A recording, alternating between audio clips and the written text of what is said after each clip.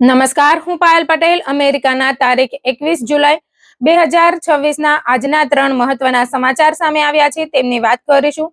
સાથે આજે ઇમિગ્રેશનમાં શું અપડેટ આવ્યા છે તે પણ વિગતે ચર્ચા કરીશું. આપ જોતા રહો NRI પલ્સ.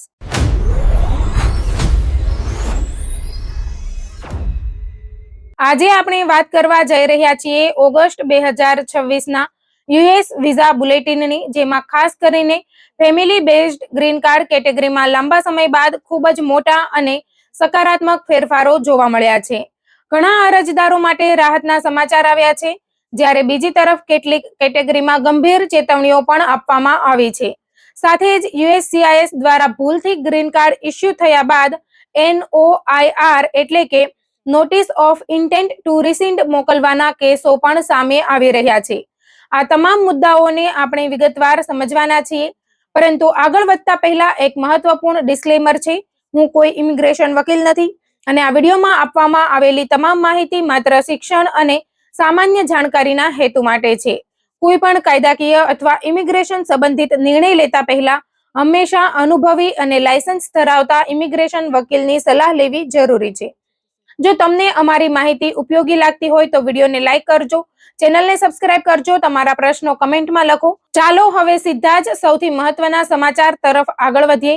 ઓગસ્ટ 2026 વિઝા બુલેટિનમાં સૌથી મોટી ખુશખબર ફેમિલી બેઝડ કેટેગરી માટે આવી છે.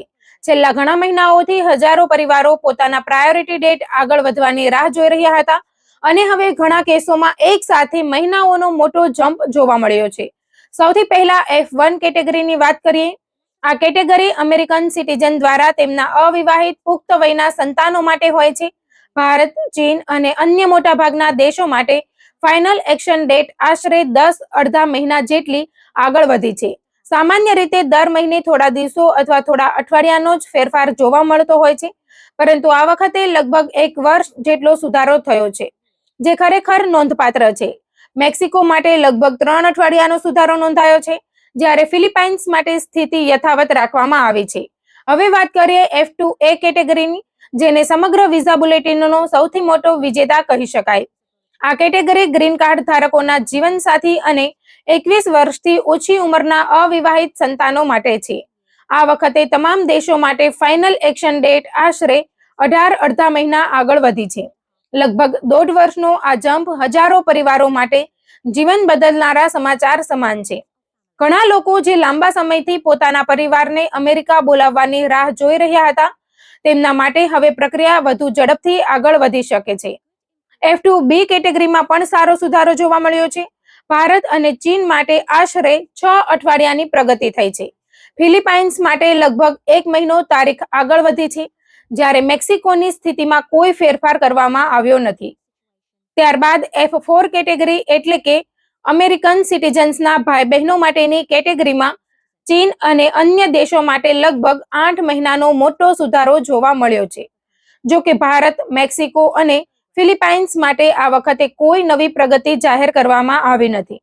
હવે સૌથી મહત્વનો પ્રશ્ન એ છે કે આખરે આટલો મોટો સુધારો આવ્યો કેમ? તેનો જવાબ અમેરિકાની હાલની ઇમિગ્રેશન નીતિમાં છુપાયેલો છે. હાલમાં અમેરિકી વહીવટી તંત્ર દ્વારા આશરે 75 દેશો પર વિવિધ પ્રકારના એન્ટ્રી પ્રતિબંધો લાગુ કરવામાં આવ્યા છે. ફેમિલી બેઝડ ગ્રીન કાર્ડ્સનો મોટો હિસ્સો અમેરિકાની બહાર આવેલા US કોન્સ્યુલેટ્સ દ્વારા ઇસ્યુ કરવામાં આવે છે, જ્યારે પ્રતિબંધિત દેશોના અરજદારોને વિઝા આપવામાં આવી શકતા નથી, ત્યારે તેમના માટે ફાળવાયેલા ઘણા વિઝા નંબર ઉપયોગમાં આવતા નથી. અમેરિકી કાયદા મુજબ આવા બચેલા વિઝા નંબર્સ બગાડવામાં આવતા નથી, પરંતુ અન્ય પાત્ર અરજદારોને ફરીથી ફાળવવામાં આવે છે. પરિણામે ભારત, ચીન અને અન્ય દેશોના અરજદારોને આ વધારાના વિઝા નંબર્સનો લાભ મળી રહ્યો છે. તેમાં અમેરિકાની બહાર કોન્સ્યુલેટમાં ઇન્ટરવ્યુ આપનારા લોકો પણ સામેલ છે, અને અમેરિકાની અંદર એડજસ્ટમેન્ટ ઓફ સ્ટેટસ કરનારા લોકો પણ સામેલ છે. USCIS ઉપલબ્ધ દરેક વિઝા નંબર્સનો સંપૂર્ણ ઉપયોગ કરવાનો પ્રયાસ કરી રહ્યું છે, છતાં અંદાજ એવો વ્યક્ત કરવામાં આવી રહ્યો છે કે આ નાણાકીય વર્ષના અંત સુધીમાં હજુ પણ લગભગ 40,000 થી 50,000 ફેમિલી બેઝડ વિઝા નંબર્સ ઉપયોગમાં લેવામાં નહીં આવે. હવે અહીંથી શરૂ થાય છે બીજી મોટી સ્ટોરી. અમેરિકાના ઇમિગ્રેશન કાયદા મુજબ જો ફેમિલી બેઝડ કેટેગરીના તમામ વિઝા નંબર્સ વપરાતા નથી, તો તે આગામી નાણાકીય વર્ષમાં એમ્પ્લોયમેન્ટ બેઝડ કેટેગરીમાં સ્પીલ ઓવર તરીકે ટ્રાન્સફર થાય છે. તેનો સીધો અર્થ એ થાય છે કે 1 ઓક્ટોબરથી શરૂ થતા નવા નાણાકીય વર્ષમાં એમ્પ્લોયમેન્ટ બેઝડ ગ્રીન કાર્ડ કેટેગરીને વધારાનો કોટા મળી શકે છે. જો આવું થાય તો ઓક્ટોબર 2026ના વિઝા બુલેટિનમાં ખાસ કરીને ઈબી કેટેગરીમાં લાંબા સમય બાદ સારો સુધારો જોવા મળી શકે છે. જો કે આ હજી સંભાવના છે અને અંતિમ નિર્ણય તે સમયની વાસ્તવિક વિઝા વપરાશની સ્થિતિ પર આધારિત રહેશે. હવે એમ્પ્લોયમેન્ટ બેઝડ કેટેગરીની વાત કરીએ. EB1 કેટેગરીમાં ચીન માટે ફાઇનલ એક્શન ડેટ 1 મહિનો આગળ વધી છે, પરંતુ ભારત માટે કોઈ પણ પ્રકારનો સુધારો કરવામાં આવ્યો નથી. ભારતના હજારો EB1 અરજદારો માટે આ નિરાશાજનક સમાચાર કહી શકાય. બીજી તરફ EB2 કેટેગરીમાં પણ લગભગ કોઈ નોંધપાત્ર ફેરફાર કરવામાં આવ્યો નથી અને સ્થિતિ સ્થિર રાખવામાં આવી છે. પરંતુ વિઝા બુલેટિનમાં પ્રકાશિત મહત્વપૂર્ણ નોંધો ભવિષ્ય માટે ગંભીર સંકેત આપી રહી છે. સૌથી પહેલા નોટ ડી ની વાત કરીએ. તેમાં સ્પષ્ટ રીતે દર્શાવવામાં આવ્યું છે કે હાલમાં તારીખો ઝડપથી આગળ વધવાનું મુખ્ય કારણ એન્ટ્રી બેનને કારણે ઉપલબ્ધ થયેલા વધારાના વિઝા નંબર્સ છે. પરંતુ જો ભવિષ્યમાં અમેરિકી સરકાર પોતાની નીતિમાં ફેરફાર કરે અથવા આ પ્રતિબંધો હટાવી દે તો હાલ બચી રહેલા વિઝા નંબર્સ ફરીથી તે દેશોના અરજદારો માટે ઉપયોગમાં લેવામાં આવશે. આવી સ્થિતિમાં હાલમાં જે ઝડપથી પ્રગતિ જોવા મળી રહી છે તે તરત જ ધીમી પડી શકે છે અથવા કેટલીક કેટેગરીમાં રેટ્રોગ્રેશન પણ આવી શકે છે. એટલે કે આજે જે તારીખો આગળ વધી રહી છે તે હંમેશા આ જ ગતિએ આગળ વધશે એવી ખાતરી આપી શકાય નહીં. હવે નોટ ઈ વિશે વાત કરીએ, જે ખાસ કરીને ભારતના EB1 અરજદારો માટે ખૂબ જ મહત્વપૂર્ણ છે. USCISએ સંકેત આપ્યો છે કે ભારતમાંથી EB1 કેટેગરીમાં અત્યંત ઊંચી માંગ છે અને ઉપલબ્ધ વિઝા નંબર્સ લગભગ સંપૂર્ણપણે વપરાઈ રહ્યા છે. જો આ જ સ્થિતિ ચાલુ રહેશે તો સપ્ટેમ્બર 2026ના વિઝા બુલેટિનમાં EB1 ઇન્ડિયા કેટેગરીને અનઅવેલેબલ જાહેર કરવામાં આવી શકે છે. તેનો અર્થ એવો થાય કે નાણાકીય વર્ષ પૂર્ણ થાય ત્યાં સુધી કોઈ નવા ગ્રીન કાર્ડ ઇસ્યુ કરવામાં નહીં આવે અને અરજદારોને નવા નાણાકીય વર્ષ સુધી રાહ જોવી પડી શકે. થોડા સમય પહેલા EB2 ઇન્ડિયા માટે પણ આવું જ કરવામાં આવ્યું હતું અને હવે EB1 ઇન્ડિયા માટે પણ એવી જ સંભાવના વ્યક્ત કરવામાં આવી રહી છે. EB2 કેટેગરી વિશે પણ એક મહત્વપૂર્ણ ચેતવણી આપવામાં આવી છે. ભારતનો વાર્ષિક EB2 કોટા પહેલેથી જ પૂર્ણ થઈ ચૂક્યો છે. હવે અન્ય દેશોમાંથી પણ ખૂબ જ મોટી સંખ્યામાં અરજીઓ આવી રહી હોવાથી સામાન્ય EB2 કેટેગરીમાં પણ આગામી મહિનાઓમાં અનઅવેલેબલ અથવા રેટ્રોગ્રેશન જેવી સ્થિતિ સર્જાઈ શકે છે. એટલે કે જે લોકો EB2 હેઠળ અરજી કરી રહ્યા છે તેમણે આગળના વિઝા બુલેટિન્સ પર ખાસ નજર રાખવી જરૂરી છે. હવે વાત કરીએ એક એવા મુદ્દાની જેણે ઘણા અરજદારોમાં ચિંતા ફેલાવી છે. EB2 ઇન્ડિયા હાલમાં અનઅવેલેબલ હોવા છતાં USCISની આંતરિક પ્રક્રિયાત્મક ભૂલના કારણે કેટલાક લોકોને ગ્રીન કાર્ડ ઇસ્યુ થઈ ગયા હતા. શરૂઆતમાં આવા અરજદારોને લાગ્યું કે તેમનો કેસ સંપૂર્ણપણે મંજૂર થઈ ગયો છે, પરંતુ થોડા સમય બાદ તેમને USCIS તરફથી NOIR એટલે કે નોટિસ ઓફ ઇન્ટેન્ટ ટુ રિસિન્ડ મોકલવામાં આવી. આ નોટિસમાં જણાવવામાં આવ્યું કે ગ્રીન કાર્ડ ભૂલથી ઇસ્યુ થયું હોવાથી સરકાર હવે તે નિર્ણય પાછો ખેંચવા માંગે છે. પરિણામે ગ્રીન કાર્ડ સરેન્ડર કરવું પડશે અને અરજદારનું સ્ટેટસ ફરીથી પેન્ડિંગ એડજસ્ટમેન્ટ ઓફ સ્ટેટસ પર પાછું જશે. જો કોઈ વ્યક્તિને આવી નોટિસ મળે તો ગભરાવાની જરૂર નથી, પરંતુ તેને હળવાશથી લેવી પણ યોગ્ય નથી.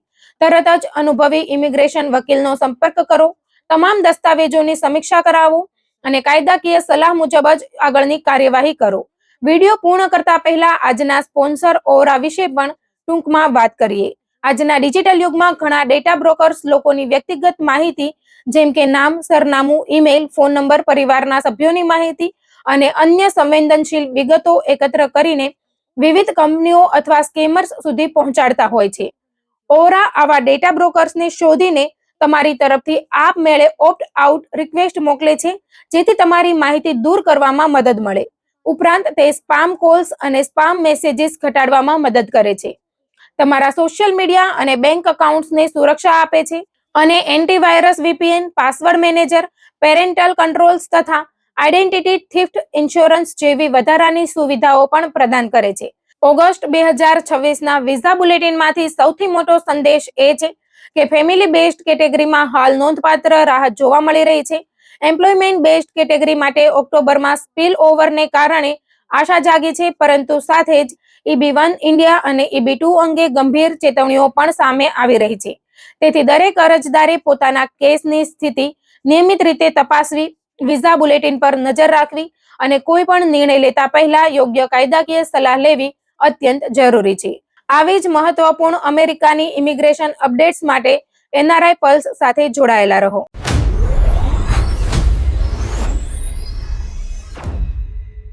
અમેરિકામાં રહેતા ભારતીયો અને ખાસ કરીને ગુજરાતી સમાજ માટે આજે એક ખૂબ જ મહત્વપૂર્ણ સમાચાર સામે આવ્યા છે. અમેરિકામાં એક તરફ ગેરકાયદેસર ઇમિગ્રન્ટ્સ સામે અત્યાર સુધીનું સૌથી મોટું માસ ડિપોર્ટેશન અભિયાન ચાલી રહ્યું છે, તો બીજી તરફ હવે અમેરિકાના મોટા બિઝનેસ ગ્રુપ્સ ખુદ સરકાર સામે એવી માંગ કરી રહ્યા છે કે લાખો અનડોક્યુમેન્ટેડ વર્કર્સને લીગલ સ્ટેટસ આપવામાં આવે. કારણ કે સતત વધી રહેલી ધરપકડો અને ડિપોર્ટેશનને કારણે અમેરિકાના અનેક ઉદ્યોગોમાં કામદારોની ભારે અછત સર્જાઈ ગઈ છે. જો કે ટ્રમ્પ સરકારનું વલણ હજુ પણ ખૂબ કડક છે અને સરકાર કોઈ પણ પ્રકારની રાહત આપવા તૈયાર નથી. આ સમગ્ર ઘટનાક્રમનો અર્થ શું છે, કયા લોકો પર તેની સૌથી વધુ અસર પડશે અને આગળ શું થઈ શકે તે અંગે આજે આપણે વિગતવાર ચર્ચા કરીશું.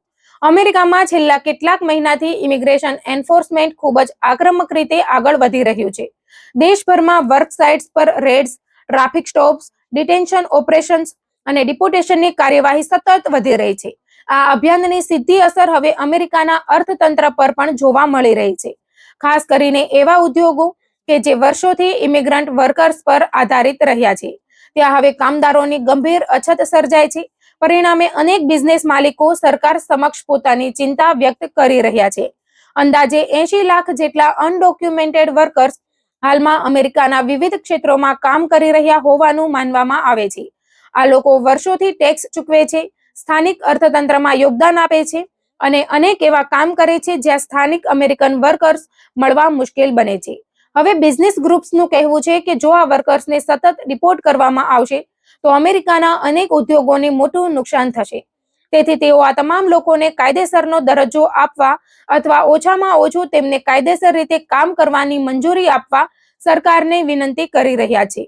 આ મુદ્દે એક મહત્વપૂર્ણ બેઠક પણ યોજાઈ હતી. વોશિંગ્ટન પોસ્ટના અહેવાલ અનુસાર જુલાઈ મહિનાની શરૂઆતમાં ડિપાર્ટમેન્ટ ઓફ હોમલેન્ડ સિક્યોરિટીના વોશિંગ્ટન સ્થિત મુખ્યાલયમાં એક ઉચ્ચ સ્તરીય બેઠક યોજાઈ હતી. આ બેઠકમાં ઇમિગ્રન્ટ વર્કર્સ પર નિર્ભર અનેક બિઝનેસનું પ્રતિનિધિત્વ કરતી એસેન્શિયલ વર્કર ઇમિગ્રેશન કોલિશનના સભ્યો હાજર રહ્યા હતા. તેમની સાથે આઈસ અને CBPના વરિષ્ઠ અધિકારીઓએ પણ ચર્ચા કરી હતી. ડોનાલ્ડ ટ્રમ્પ બીજી વખત સત્તામાં આવ્યા પછી આ પ્રકારની આ પ્રથમ મહત્વપૂર્ણ બેઠક માનવામાં આવી રહી છે. બેઠક દરમિયાન બિઝનેસ પ્રતિનિધિઓએ સ્પષ્ટ જણાવ્યું કે સતત વધી રહેલા ઇમિગ્રેશન એન્ફોર્સમેન્ટને કારણે અમેરિકાના અનેક ઉદ્યોગોમાં ઉત્પાદન ક્ષમતા ઘટી રહી છે. કામદારો મળતા નથી, પ્રોજેક્ટ સમયસર પૂરા થતા નથી અને અનેક જગ્યાએ ઓપરેશન જાળવવું મુશ્કેલ બની રહ્યું છે. તેમ છતાં DHSના અધિકારીઓએ સ્પષ્ટ શબ્દોમાં કહી દીધું કે હાલની ઇમિગ્રેશન એન્ફોર્સમેન્ટ પોલિસીમાં કોઈ પણ પ્રકારનો ફેરફાર કરવામાં આવશે નહીં. સરકાર માત્ર બિઝનેસ પર પડતી અસરો અંગે માહિતી મેળવવા માટે આવી બેઠકો આગળ પણ ચાલુ રાખશે, પરંતુ કાર્યવાહી અટકાવવામાં આવશે નહીં. સૌથી વધુ અસર કયા ક્ષેત્રો પર પડી રહી છે તે પણ હવે સ્પષ્ટ થવા લાગ્યું છે. ડિપોર્ટેશન ડેટા પ્રોજેક્ટના આંકડા મુજબ ખેતી, manufacturing, construction, healthcare, indoor care, motels અને ગેસ સ્ટેશન જેવા ક્ષેત્રોમાં વર્કર્સની ભારે અછત ઊભી થઈ રહી છે. ઘણા ખેડૂતોને સમયસર પાકની કાપણી માટે મજૂરો મળતા નથી. કન્સ્ટ્રક્શન કંપનીઓના પ્રોજેક્ટ મોડા પડી રહ્યા છે. મોટેલ્સ અને ગેસ સ્ટેશનમાં સ્ટાફની અછતના કારણે માલિકોને પોતે લાંબા કલાકો સુધી કામ કરવું પડી રહ્યું છે. હેલ્થકેર અને કેર ગિવિંગ ક્ષેત્રમાં પણ અનેક જગ્યાએ જરૂરી સ્ટાફ ઉપલબ્ધ નથી. આ સ્થિતિએ માત્ર વર્કર્સ જ નહીં પરંતુ બિઝનેસ ઓનર્સની ચિંતા પણ વધારી છે. ટ્રમ્પ એડમિનિસ્ટ્રેશન હવે માત્ર ગેરકાયદેસર ઇમિગ્રન્ટ્સ સામે જ નહીં પરંતુ તેમને નોકરી પર રાખનારા બિઝનેસ માલિકો સામે પણ કડક કાર્યવાહી કરવાની તૈયારીમાં હોવાનું કહેવાય રહ્યું છે.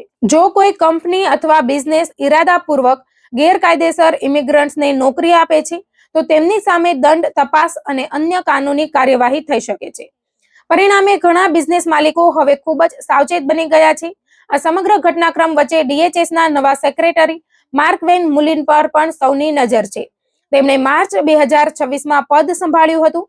ભૂતકાળમાં તેઓ પોતાની પ્લમ્બિંગ કંપની ચલાવતા હોવાથી ઘણા બિઝનેસ ઓનર્સને આશા હતી કે તેઓ ઉદ્યોગોની સમસ્યાઓને વધુ સારી રીતે સમજી શકશે. પરંતુ અત્યાર સુધી સરકાર તરફથી જે સંકેતો મળ્યા છે તે મુજબ વર્તમાન નીતિમાં કોઈ નરમાઈ જોવા મળી નથી.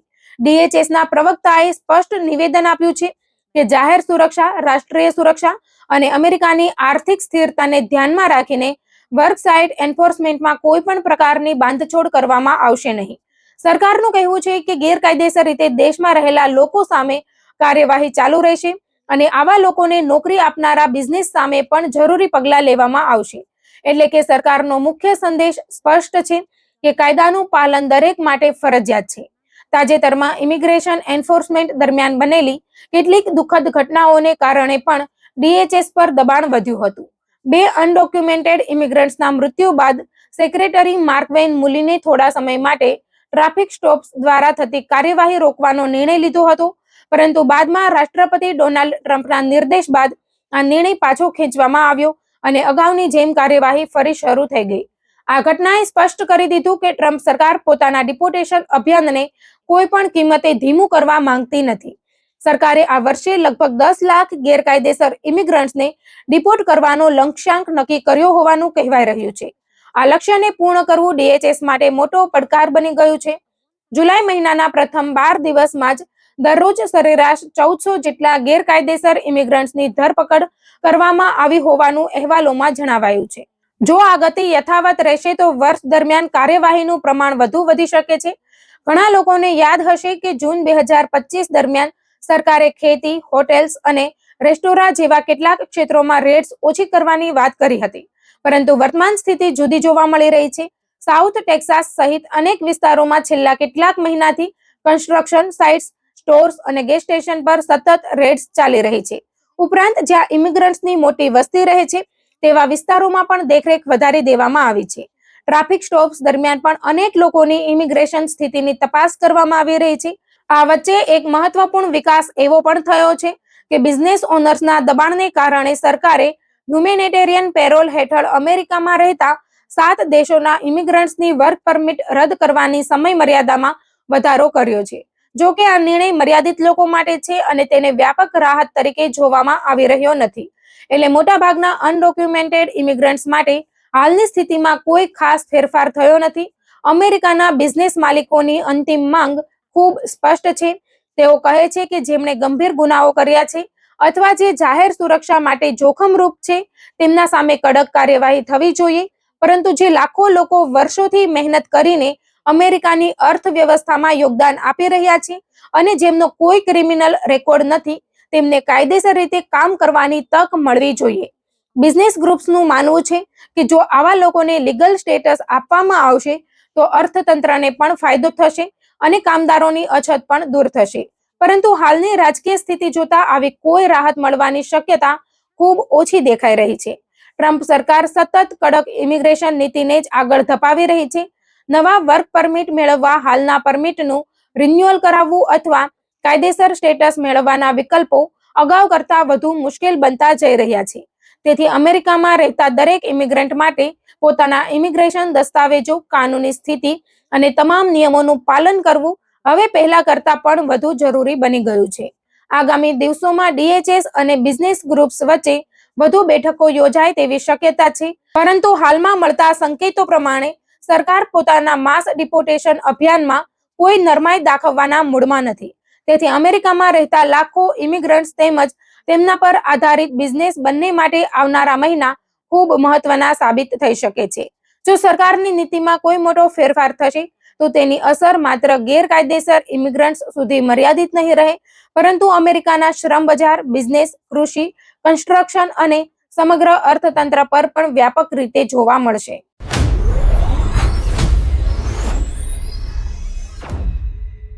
ઉત્તર ગુજરાતમાંથી ફરી એકવાર ગેરકાયદેસર રીતે અમેરિકા પહોંચવાના પ્રયાસનો એક ચોંકાવનારો કિસ્સો સામે આવ્યો છે, જેણે અમેરિકા જવાનું સપનું જોતા હજારો પરિવારોને ચિંતામાં મૂકી દીધા છે. કડી તાલુકાના 32 વર્ષીય એક યુવકે પોતાના પરિવારના ઉજ્જવળ ભવિષ્યની આશામાં લાખો રૂપિયાનો ખર્ચ કરીને ગેરકાયદેસર રીતે અમેરિકા પહોંચવાનો રસ્તો પસંદ કર્યો. પરંતુ અમેરિકામાં પ્રવેશ કર્યા બાદ થયેલી માત્ર એક નાનકડી ભૂલના કારણે હવે તેનું સપનું જેલની 4 દિવાલોમાં કેદ થઈ ગયું છે. મળતી માહિતી મુજબ આ યુવક પોતાની પત્ની અને બાળકોને ભારતમાં મૂકીને અમેરિકા જવા માટે રવાના થયો હતો. પરિવારને આશા હતી કે અમેરિકા પહોંચીને તે સારી કમાણી કરશે અને થોડા સમય પછી પરિવારને પણ પોતાની સાથે લઈ જશે. પરંતુ જે સપનાને સાકાર કરવા માટે તેણે કરોડોની આશા અને લગભગ 80 લાખ રૂપિયાનું જોખમ લીધું હતું, તે અમેરિકા પહોંચ્યાના થોડા જ સમયમાં તૂટી પડ્યું. માહિતી અનુસાર ભારતમાંથી નીકળ્યા બાદ આશરે 10 દિવસની લાંબી મુસાફરી પૂર્ણ કરીને તે કેનેડાના રૂટ મારફતે અમેરિકા પહોંચ્યો હતો.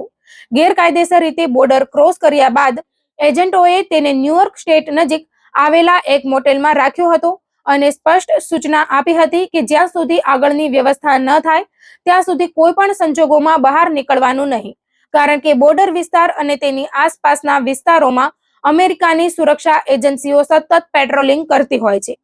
પરંતુ કહેવાય છે કે નસીબ સાથે બેદરકારી જોડાઈ જાય તો મુશ્કેલી ટાળી શકાતી નથી.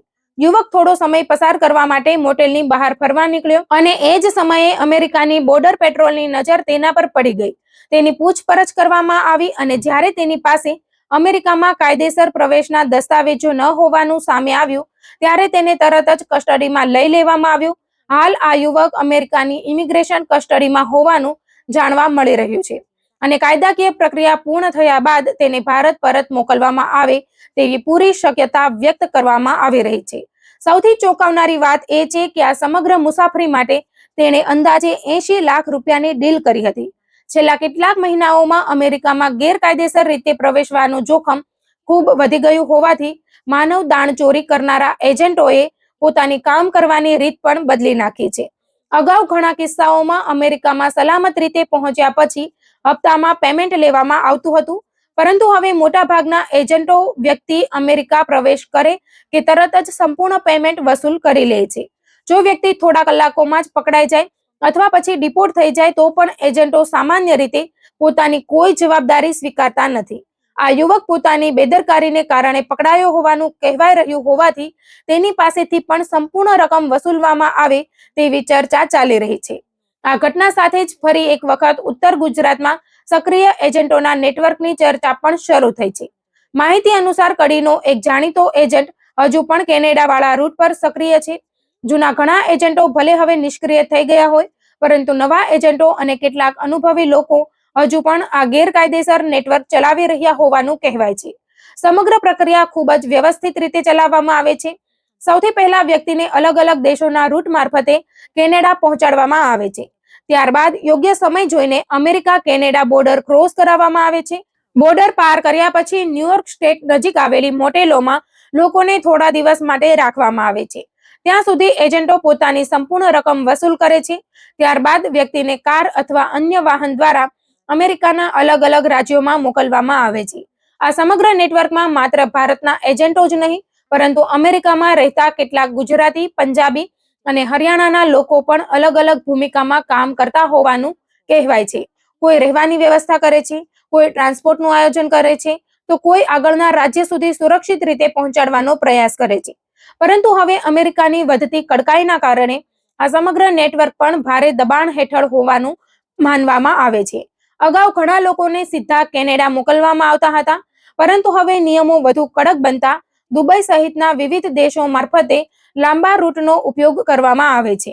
ક્યારેક આખી પ્રક્રિયા 10 થી 15 દિવસમાં પૂર્ણ થઈ જાય છે, તો ક્યારેક 2 કે 3 મહિના સુધીનો સમય પણ લાગી જાય છે.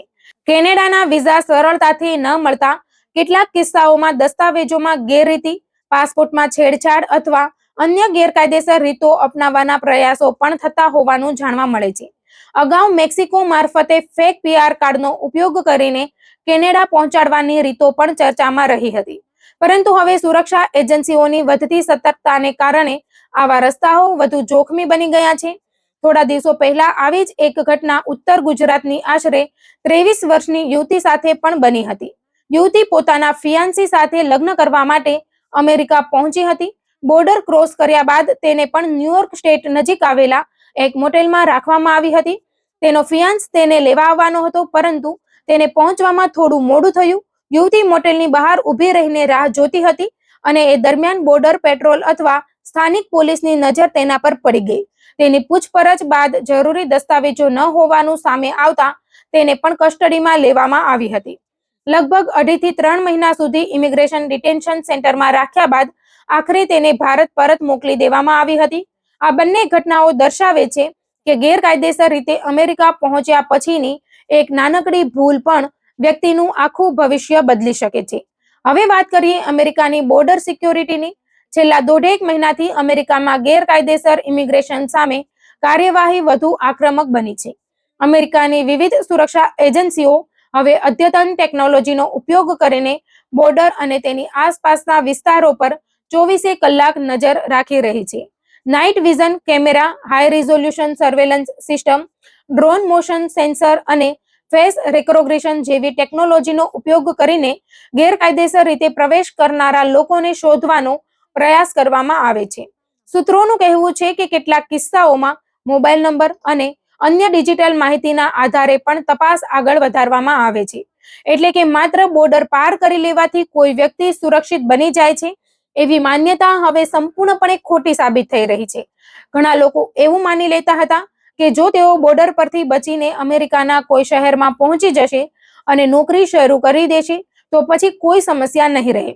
પરંતુ હવે પરિસ્થિતિ બદલાઈ ગઈ છે.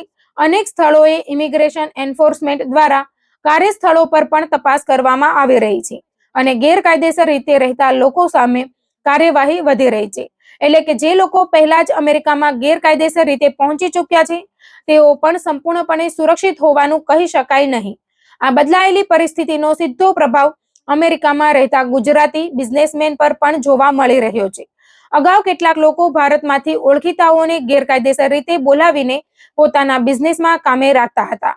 પરંતુ હવે ઘણા બિઝનેસમેનોએ આવી પ્રવૃત્તિઓથી અંતર રાખવાનું શરૂ કર્યું છે.